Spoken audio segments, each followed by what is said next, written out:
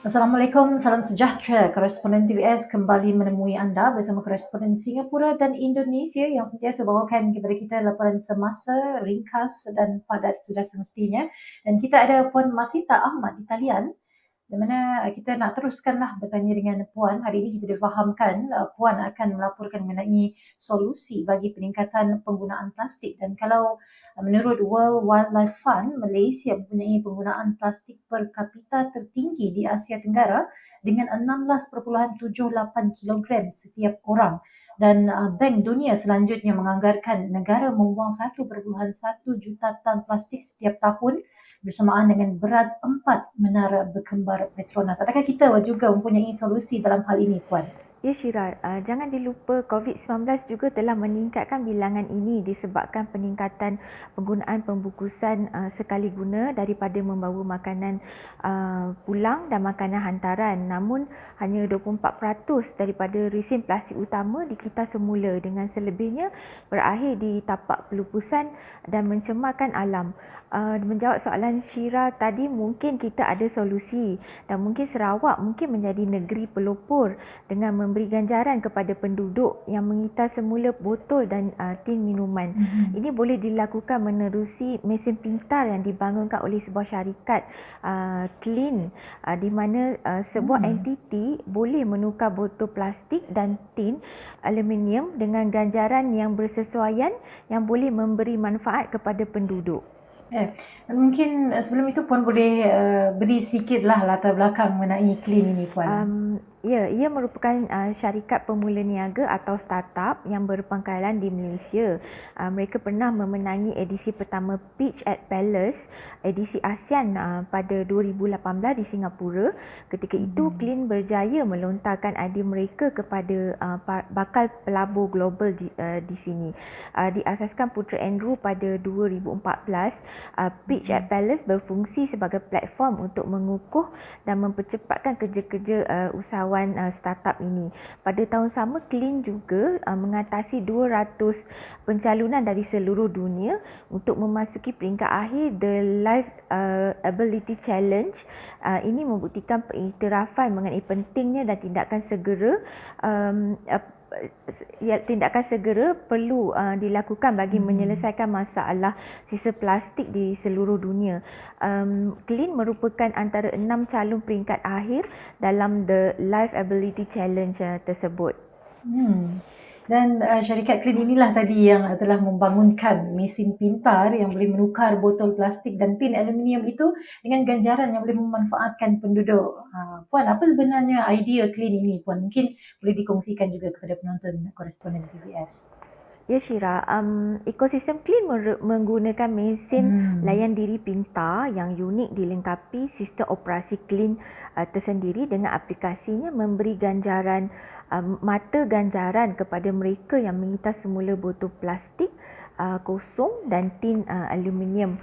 Mata ganjaran boleh ditebus untuk mendapatkan hadiah seperti diskaun untuk penggunaan seperti pengangkutan, barangan dan perkhidmatan dari reward partners.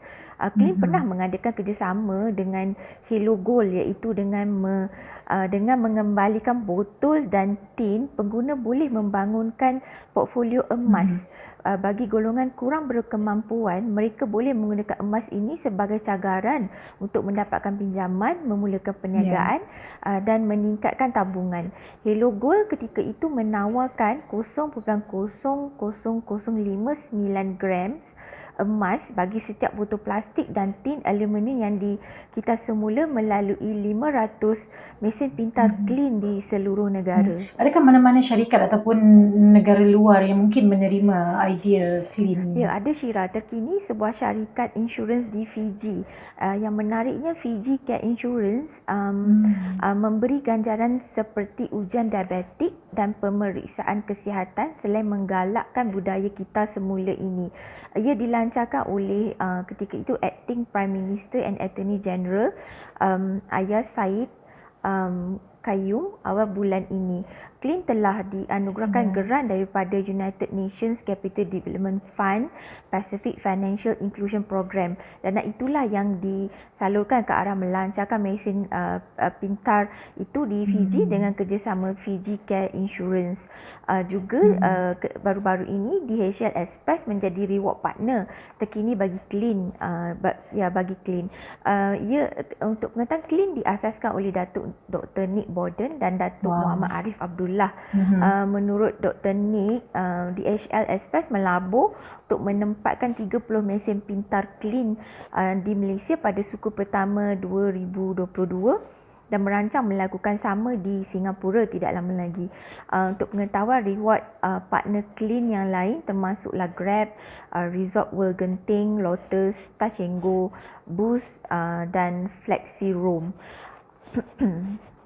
Baik, setakat itu sahaja pertanyaan TVS berhubung laporan hari ini. Terima kasih Puan Masita untuk perkongsiannya dan koresponden TVS nak berhenti berehat seketika, kembali selepas ini.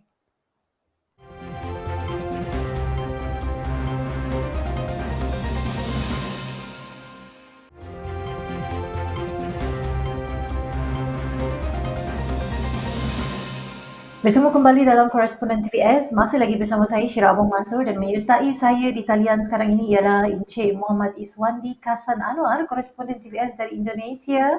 Pertama kali membawakan kepada kita laporan dari Jakarta, Indonesia hari ini. Encik Iswandi, apa khabar? Alhamdulillah, sihat. Terima kasih Syirah.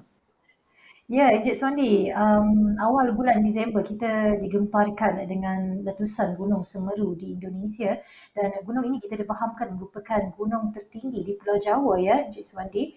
Yes. Mungkin boleh dikongsikan kepada kita apa yang terjadi, apa kesannya dan apa yang sedang berlaku sehingga saat ini, Encik Iswandi. Gunung setinggi 3,700 meter meletus secara mengejut pukul 3 petang hari Sabtu 4 Disember. Gunung ini terletak di dua daerah iaitu Malang dan Lumajang, Jawa Timur. Ia adalah gunung berapi tertinggi ketiga di Indonesia setelah Gunung Kerinci di Sumatera dan Gunung Rinjani di Nusa Tenggara Barat. Letusan secara mengejut sekitar pukul 3.30 petang telah mengakibatkan puluhan penduduk terkorban dan hilang akibat muntahan lahar yang menuruni lereng gunung di kawasan penempatan beserta awan panas yang gugur. Sebanyak 5,205 rumah serta kemudahan awam musnah. Dan terbaru pada Jumaat, Pusat Geologi Kementerian Tenaga dan Sumber Asli memberi amaran tahap 3 berikutan masih ada lagi peningkatan aktiviti seismik dan vulkanik yang boleh dilihat secara fizikal. Dan mungkin boleh dikongsikan juga berapa jumlah korban setakat ini, Encik Iswandi? Sehingga Rabu 15 Disember, pihak berkuasa memaklumkan 56 orang telah terkorban. Sebanyak 47 orang yang terkorban itu ditemui di lokasi, manakala 9 lagi meninggal dunia di hospital kerana cedera akibat luka terbakar. Sementara 36 orang masih dalam pencarian. Ratusan rumah penduduk di lereng Gunung Semeru di daerah Lumajang tenggelam dalam abu lahar. Rumah-rumah itu terletak di desa Sumber Wuluh dan menerusi gambar-gambar yang diperolehi hanya bahagian atap sahaja yang boleh dilihat. Pihak berkuasa telah menjalankan operasi penyelamat dan pemindahan sejak hari pertama. Dan bagaimana pula dengan usaha pencarian korban? Adakah usaha mencari korban ini masih diteruskan sehingga kini? Ya, usaha sedang dilakukan. Namun setakat Khamis 17 Disember, pencarian korban yang hilang dihentikan sementara kerana gunung itu meletus lagi. Pada pukul 9 pagi tersebut, Gunung Semeru mengemburkan semula lahar dan menggugurkan debu panas menyebabkan penduduk lari bertempiaran.